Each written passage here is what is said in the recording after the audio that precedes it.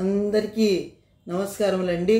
ఈరోజు మన వీడియోలో ఈ సెలవుల్లో పిల్లలతో ఏం చేయాలి, మనం వాళ్ళతో ఎలా గడపాలి అనే దాని మీదే మనం ఈరోజు మాట్లాడుకుంటూ ఉందాం. మీరు అనవచ్చండి, అమ్మో పిల్లలు స్కూల్కి వెళ్ళి వచ్చేటప్పటికే తర్వాతే మేము తట్టుకోలేకపోతున్నామండి, ఈ సెలవుల్లో మేమేం చేయాలి, ఇప్పటికే ఈ క్వశ్చన్ చాలామందిలో అరేంజ్ అవుతూ ఉన్నాయండి. కాబట్టి మేము ఏ సమ్మర్ క్యాంప్ ఎక్కడ ఉందో మేము వెతుక్కుంటున్నామండి, అక్కడ పంపించేస్తామండి పిల్లలకి. అయినా చాలా నేర్చుకోవాలి కదండి, సెలవులు దాదాపు నెల 15 రోజులు అలా సెలవులు ఉంటాయి కదండి.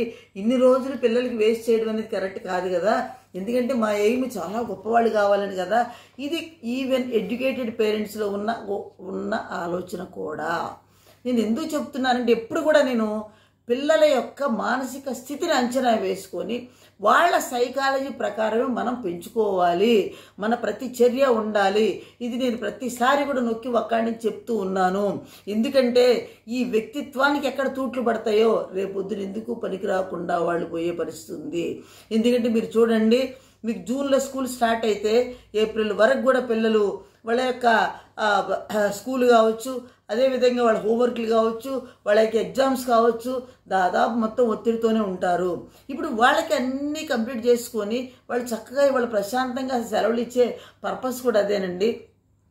మళ్ళీ రేపు జూన్కి మళ్ళీ వాళ్ళు సంసిద్ధం అయ్యే విధంగా చాలా చక్కగా వాళ్ళని ఎంజాయ్ చేయించాలి. వాళ్ళు చాలా ఎంజాయ్ చేసే విధంగా మనం ఉండాలి.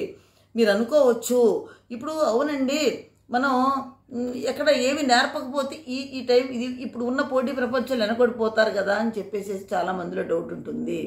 ఏమండి, ఒక మంచి వ్యక్తిత్వాన్ని పిల్లాడికి ఇస్తే వాడంతా వాడి నేర్చుకునే విధానాన్ని మీరు అలవాటు చేస్తే ప్రపంచాన్ని చదువుతాడు, అందులో ఏమాత్రం డోకా లేదు.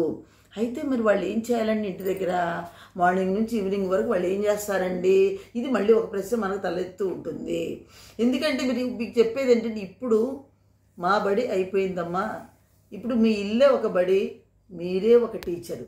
ఇప్పుడు మీరు చక్కగా మీరు మంచి టీచర్ అయ్యారనుకోండి, మీ ఇల్లు ఒక మంచి బడి అయిందనుకోండి, తప్పనిసరిగా మీ కోరికలన్నీ తీరతాయండి, అందులో ఏమాత్రం డోకా లేదు.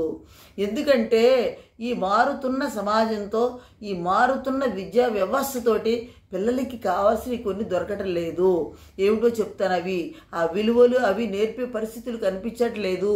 కాబట్టి మీరేం చేస్తారంటే, మీ అనుబంధాలు కావచ్చు, మీ ఆత్మీయతలు కావచ్చు, మీ అనురాగం కావచ్చు, ఇవి బంధుత్వాలు కావచ్చు, వీటన్నిటి మీద ఒక్కసారి ఒక దృష్టి సారించండి అని నేను చెప్తూ ఉన్నాను. ఎందుకంటే ఒక మంచి సమాజం కోసం మంచి పిల్లలు కావాలి. కాబట్టి ఏంటంటే ఇవన్నీ వాళ్ళలో ఎప్పుడైతే మీరు నాటగలుగుతారో అప్పుడే వాళ్ళు గొప్పవాళ్ళు అవుతారు. మరి ఎలాగా? మీరు చక్కగా కథలు చదవండి, కథలు చెప్పండి, కథలు వినిపించండి. వాళ్ళల్లో ఒక బోల్డ్ అని నీతి కథలు ఉన్నాయి. తెలుగు ఒకటి చక్క తెలుగు పేపర్ చదివించడం, వాళ్ళతో చదివించండి. అదేవిధంగా కథలు మీకు చాలా దొరుకుతాయమ్మా, ఈరోజు మరుగున పడిపోతున్నాయి. అవన్నీ కూడా ఏంటంటే వాటిని చదివించండి. అలాగే మీరు మీ బంధువులకి చక్కగా దగ్గరలో ఉన్న బంధువులకి తీసుకెళ్ళండి. పిల్లలకి ఏంటంటే ఎవరో ఈరోజు తెలియని ఆ పాశ్యం అనేది ఎప్పుడు కూడా దూరం అయిపోయింది. ఈరోజు ఎవరికి వాళ్ళే ఏకాకుల్లాగా వాళ్ళు ఎంత ఈరోజు ఎలాంటి పరిస్థితుల్లో ఉన్నారో మీరు అర్థం చేసుకోండి. ఎందుకంటే అక్కడ ఏ రిలేషన్ ఎవరికి తెలియదు, వాళ్ళకి మీ ఉన్న అనుబంధాలు ఏమిటో తెలియదు, అసలు అనురాగం అంటే ఏమిటో తెలియదు. మరి ఇవన్నీ బలపడాలి అంటే అప్పుడప్పుడు వాళ్ళతో కలిసి ఉండటం తెలియాలి. అదేవిధంగా వాళ్ళతో కలిసి భోంచేయడం కావచ్చు, వాళ్ళతో కలిసి గడపడం కావచ్చు, ఇవన్నీ మీరు నేర్పినట్లయితే పిల్లల్లో ఒక మంచితనం, ఆ సాఫ్ట్ కార్నర్ అనేది అక్కడ ఆ మమతల దాన్ని ఏమంటే సెలయేరు అనేది పారడం అనేది మొదలవుతుంది. అప్పుడే ప్రతి పిల్లవాడు మంచి పిల్లవాడు అవుతాడు అని చెప్పేసి నేను చెప్తూ ఉన్నాను. వీటన్నిటికీ దూరం చేసేసి నేను గొప్పగా పెంచుతున్నాను, బ్రహ్మాండమైన చదువులు చెప్పిస్తూ ఉన్నాను, బ్రహ్మాండమైన ఇంగ్లీష్ మాట్లాడుతూ ఉన్నాడు, బ్రహ్మాండమైన జీకే ఉంది, ఇది కాదండి. ఇక్కడ కావలసిన విద్య అంతా కావాలి. ఇవి ఉన్నప్పుడే, ఈ ఆసరా ఉన్నప్పుడే మొత్తం కూడా పిల్లాడి భవిష్యత్తు అంతా కూడా చాలా బాగుంటుంది. రేపొద్దున మిమ్మల్ని కూడా గౌరవించే స్థితి అనేది వస్తుంది. ఎందుకంటే ఈరోజు తాతలు బామ్మలు ఎవ్వరూ వద్దండి, తీసుకుపోతారు ఎక్కడికో సమ్మర్ క్యాంపులను పడేస్తారు వీళ్ళని. ఈ అనుబంధాలు ఏమీ లేనప్పుడు వాళ్ళకి ఏం తెలుస్తుందండి? ఎప్పుడు ఎండమావుల్లో ఎక్కడో నీటి ఊట కోసం మనం వెతుకుతూ ఉంటే ఎక్కడ దొరుకుతుందని చెప్పండి.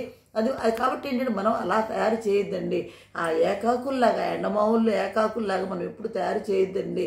వాళ్ళని ఒక మంచి పౌరులుగా తయారు చేయాలి అంటే ఈ సెలవుల్లో దయచేసి మీ ఇంటిమసీని పెంచుకోండి, మీకు దగ్గరతనాన్ని పెంచుకోండి, మీ దగ్గరలో ఉండండి, వాళ్ళ ఇష్టాలేవో తెలుసుకోండి. అవసరం వస్తే వాళ్ళతో ఆడండి, వాళ్ళతో పాడండి, వాళ్ళతో ఏదన్నా చేయండి. ఇది మీకు చాలా మంచి దగ్గరతనాన్ని మీకు ఏర్పరుస్తుంది. అంతే కొట్టడం, వాళ్ళని పట్టుకొని పడరా అవతల బండి చంపుతున్నాను, నేను ఎక్కడో నా టీవీ చూడట్లేదు, అది చూడట్లేదు, ఇది చూడట్లేదు. ఆయన ఇంకోటి కూడా మళ్ళీ మనకు వచ్చిందండి, ఇంట్లో ఉన్నారు కదా అని చెప్పేసి సెల్ ఫోన్ ఒకటి ఇచ్చేసేసి మన ధోరణి వద్దు. ఈ సెల్ ఫోన్ అనేది పెద్ద మహాభూతం, ఆ భూతాన్ని దగ్గర చేయొద్దు మీకు. ఎందుకంటే సెలవుల్లో మీరు చేసే పని కూడా అదే నాకు తెలుసు. అసలు మన సెల్ ఫోన్లు ఇచ్చేసేసి వాళ్ళ మనని వాళ్ళు ఉంటారు, మన మనని మనం ఉంటాం. ఇలా టీవీ పెట్టేసేసి వాళ్ళ మనని వారు ఉంటారు, మన మనని మనం ఉంటాం. ఎప్పుడైనా అప్పుడప్పుడు మీరు ఒకటి టీవీ పెట్టి మంచిది ఏదన్నా ఉంటే వాళ్ళతో పాటు మీరు కూర్చొని చూడండి.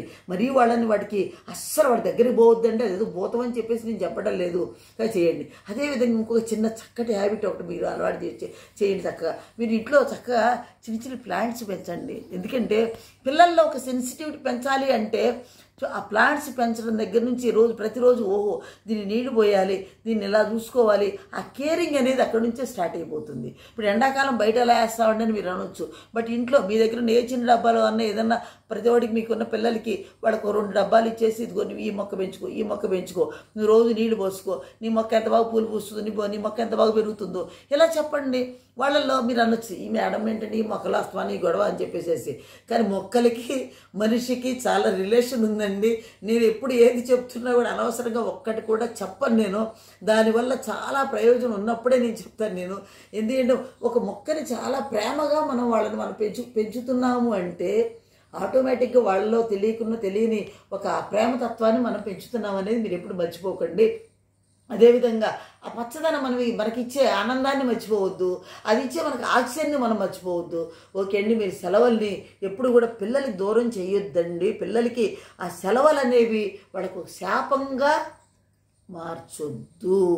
ఇది నేను చెప్తున్నాను. పిల్లలకి సెలవుల్ని వాళ్ళు శుభ్రంగా సంతోషంగా గడపడానికి ఉపయోగించండి, కానీ వాళ్ళకి శాపంగా మీరు మార్చొద్దండి.